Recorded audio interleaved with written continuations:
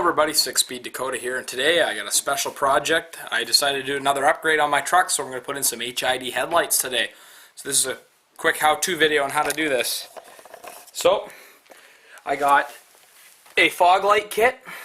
So these are the two ballasts, and this is the headlight or the light assemblies, and this is the headlight assembly, and the two ballasts for it. And of course, because the headlights are CAN bus controlled, we're going to need a relay for it. So, going to get started. All you're going to need is your basic set of hand tools. This is basically a plug and play installation. So I'm going to start by doing it on the driver's side. First thing we're going to do is we're going to pop the hood. If I can find it.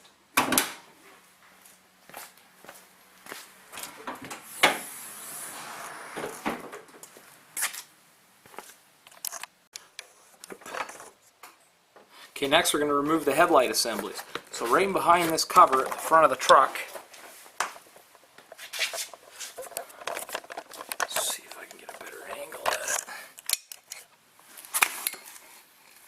So right in front of this cover here, there's two 10mm bolts. If I can find my ratchet.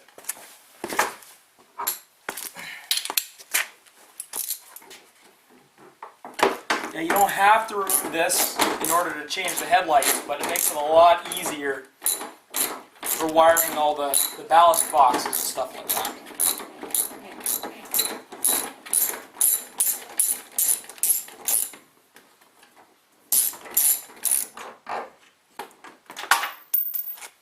And it lands on the ground. There's one just down here.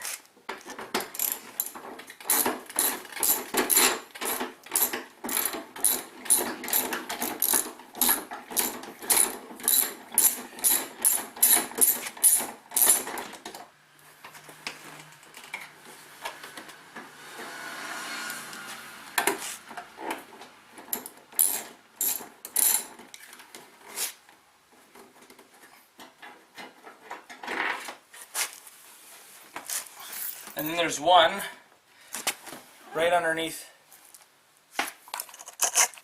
There's one right underneath here, so you can either go through here. Just be careful not to scratch the paint on the bumper. Or you can go from underneath here.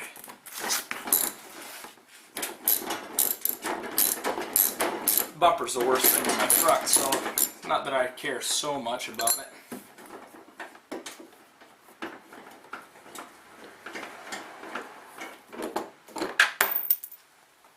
Here's the last bolt, and the headlight bucket should come free. Should. Unless there's the mystery screw somewhere. Okay, so there was no mystery screw, but this little clip here has to be pushed in order to pop the whole thing out. That retains the correct headlight adjustment, and I pulled this little lamp out to start with. So now what we can do, let's pull that little connector up. Push this guy down. Oh, pops that. And the whole headlight bucket can just come right out. Then that's easier for us to run our wiring. Okay, next step, we're going to actually pull the headlight out. So just twist and pull. Don't touch the lens. And I'm going to use these plastic sandwich baggies and keep them in here, just in case anything ever goes wrong. So now what we're going to do is we're going to take the headlight kit. Now this is the bulb for the headlight kit. Now as you can see, this guy slides actually in and out. So that's actually in high beam mode, and that's for low beam. It sucks the bulb in to reveal less of the bulb, to make it a little less bright. So pull this guy off, do not touch the bulb. We're going to put it in there in the correct orientation. It can only go in one way, and twist it. Then there we go. So next we're going to have to find a place where we can mount all our relay components. Okay, so this guy is the relay. Now the relay must be used in order to control CAN bus control headlights, or else your headlights will flash constantly. So all you basically need is this is one connection to this. This is a connection to the slim ballast, or the, I guess this is a fat ballast, but then you have a long wire. Let me get a way shot of that.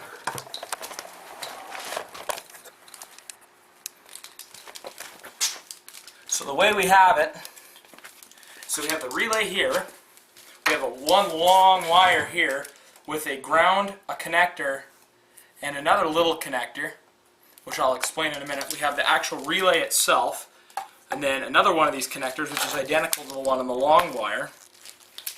And then I have a power wire that goes directly to the battery.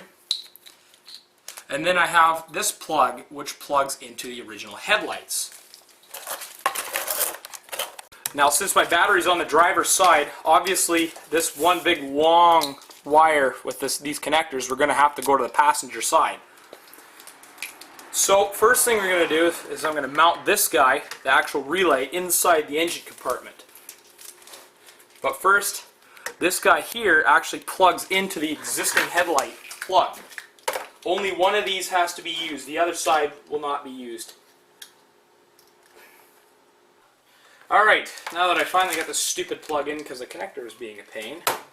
No, don't worry about that. This is just out because it's in the way. Now what we're going to have to do is we're going to have to hide the relay itself up in the engine compartment. Now we also need to find a place in here somewhere to mount the ballast.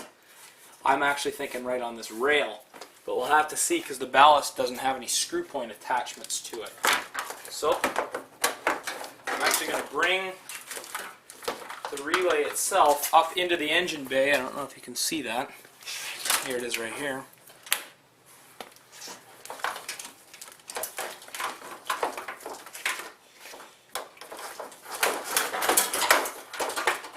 Now this really long wire, we're going to run across the hood latch underneath it to the other side. Interrupting my YouTube video. Okay, so I've chosen a few mounting locations, so I'm going to mount the relay box here so that the power wire can go directly to the battery.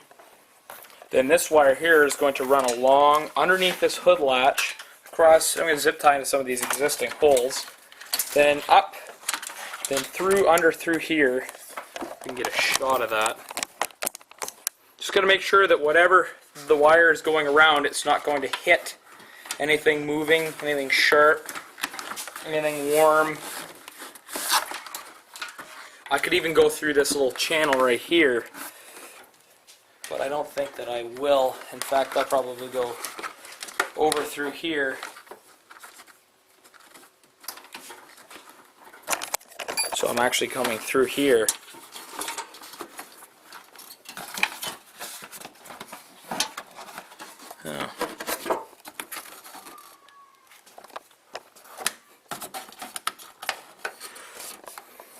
Now I'm actually going to come through here, just kind of making it up as I go, I guess.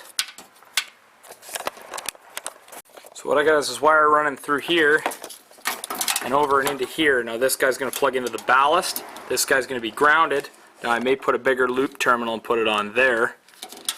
And this guy here, I'm going to put some electrical tape over because this will not be used. One other thing I forgot to mention, this guy's for the Bi-Xenon to initiate the high beam headlights. Okay, so see here I drilled a small hole and screwed that in to the hole and put the little eyelet around it. Same thing on this side right there. So now next step, it's time to mount the ballasts and the HIDs. Now these big fat things are ballasts. As you can see, they're mirror finished for some strange reason. I don't know exactly why, but they're very easy to hook up. You got one wire each that goes to the HID, then this wire that plugs into it, which is this guy right here. All it does is just click. Now I gotta find some place to mount this. I was thinking of zip tying it up in here, but we'll have to see. But for right now, I'm gonna make sure everything works before I test it out, or before I finally put it in. Okay, so to install this thing, what you need to do, if I can steady my camera here, is you have 3 wires to hook up.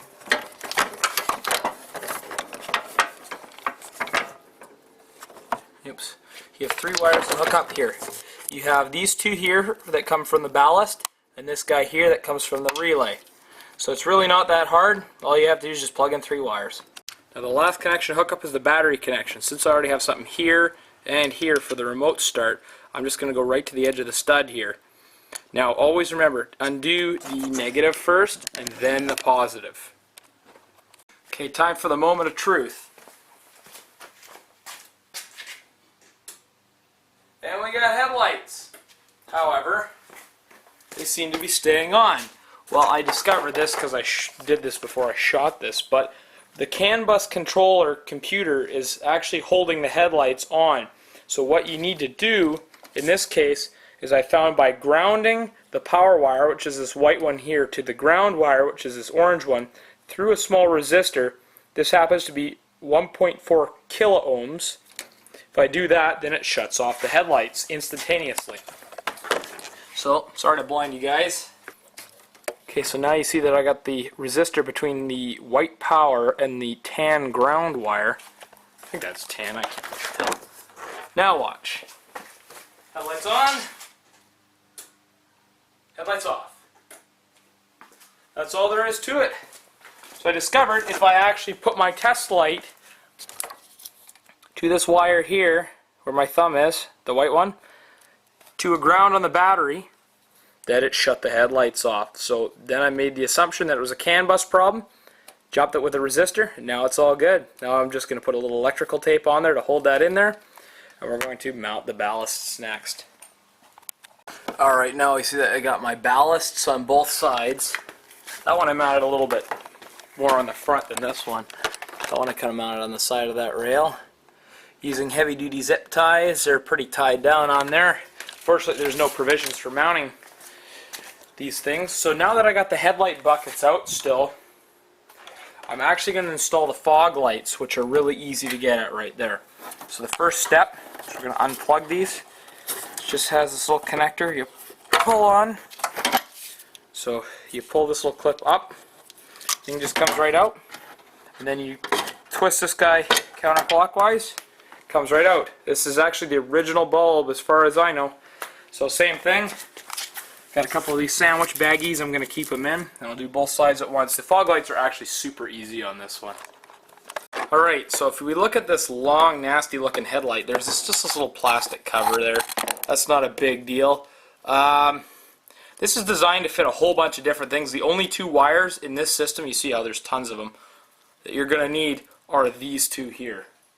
So this and these are totally unused. So, and I have to admit that this bulb is not great for fitting in there. Once again, do not touch the, it's pretty cool when you look at it actually, but do not touch the glass. We're going to go in here. Probably can't see too well what I'm doing, but trying to install this headlight. It doesn't fit real great in there. Once again, it's kind of a, the kit that I got on eBay wasn't great. Same way you take it out, but reverse. Put it in there, turn it clockwise, and then on to the next step where we put the ballast in. There we go. So now what we're going to do, we're going to take our OE fog light connector and plug it directly into this. Now what I've noticed actually is the polarity is wrong on this. So I actually have to put the plug in backwards. I had a little frustration with the other side on that one. So now I got these 2 wires coming from the ballast, and I'll reach underneath and I'll plug them both in. It's the same thing on the headlights. You got a male and a female connector, and you got the opposite ones on the other.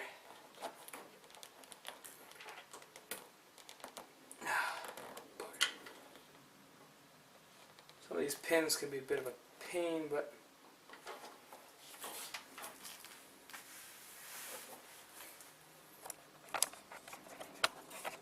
okay, so once you got all the connectors in, we're going to give it a test run. So we got headlights, which aren't in, fog lights. And there we go. Now with HIDs, they take a second to warm up, but once they warm up, they're really, really bright. So next thing we have to do is we got to find a place to put that ballast. Now if you haven't noticed it, they're really, really bright now. It takes about 10 seconds for them to completely warm up. There we go. Passing motorists are going to hate my guts. Now before I continue, I have the relay secured. And now I'm going to put the headlight back on. First, it's going to start by, whatever it is. First I'm going to start by installing the turn signal bulb. Then I'm going to connect the male and female connectors to the ballast box. And the one high beam low beam switch to the relay. And I'm going to sit. The headlight assembly has guide pins on the top and the bottom. So I'm going to make sure that those guide pins go in each of the holes. There we go. And the headlight bucket pops in with that clip.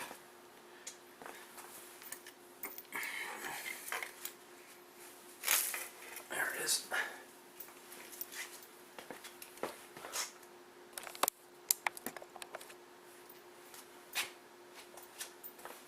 Now we're going to reinstall our 3 bolts.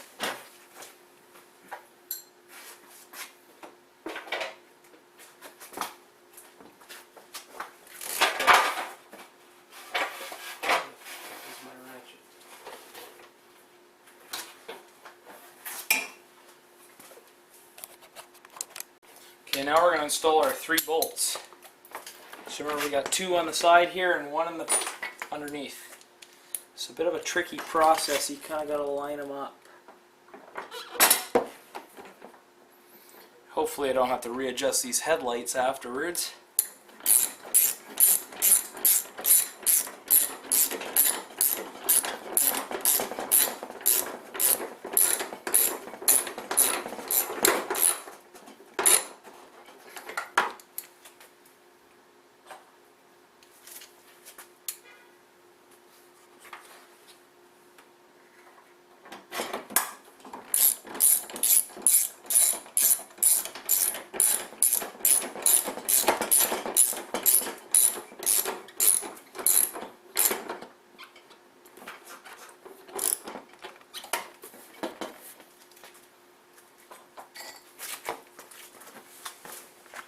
Now for one of the more difficult ones, actually got to go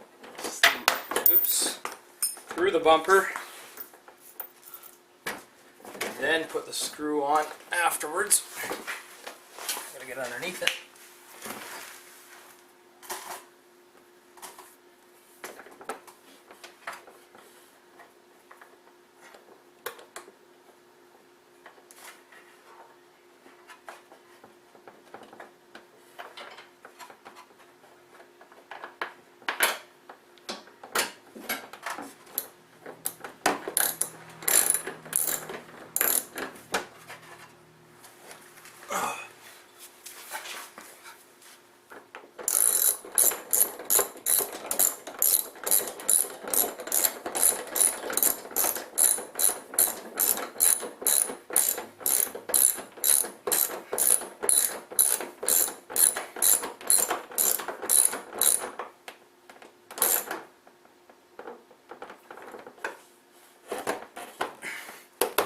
There we go, headlight bucket installed.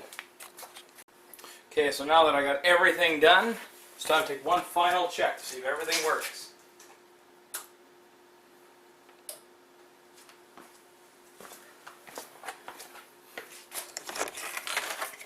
This thing looks pretty mean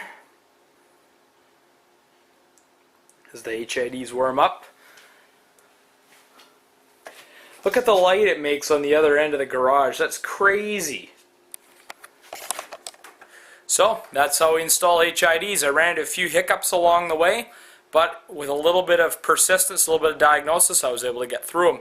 So if you have the situation in a Chrysler like this where the headlights don't turn off, try grounding it through a resistor. That may work. It worked for me. That's just what I found by grounding it through my test light. So anyhow, thank you for watching, and if you have any requests, shout them out. I can only really do what comes into my shop here, but I'll try my best to get around to that. Alright, Have a good summer, everyone.